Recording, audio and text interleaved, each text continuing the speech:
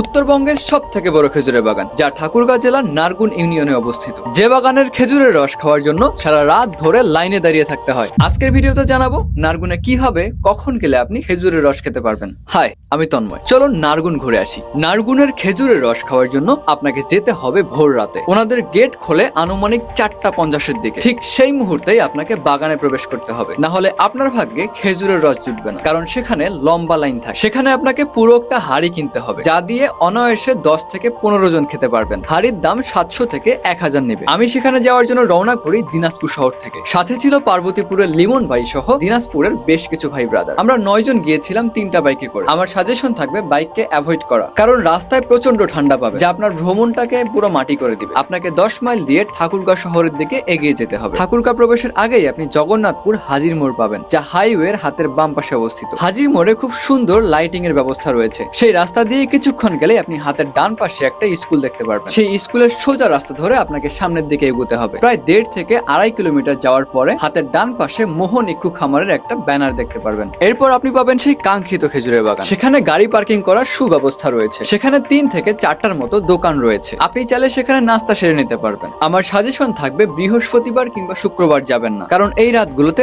অনেক বেশি লোকজন হয়। ছবি কিংবা ভিডিও করার জন্য আপনাকে ওয়েট করতে হবে সকাল 7টা পর্যন্ত। সেখানকার পরিবেশ কিংবা মেয়েরা সেখানে যেতে পারবে কিনা তা নিয়ে প্রশ্ন থাকলে কমেন্টসে জানাবেন। এই ব্যাপারে বিস্তারিত জানাবেন। আমি যেদিন গিয়েছিলাম সেই দিন একটা অনাকাঙ্ক্ষিত ঘটনা ঘটে। সে ব্যাপারে আপনারা জানতে চাইলে পার্ট 2 নিয়ে আসবো।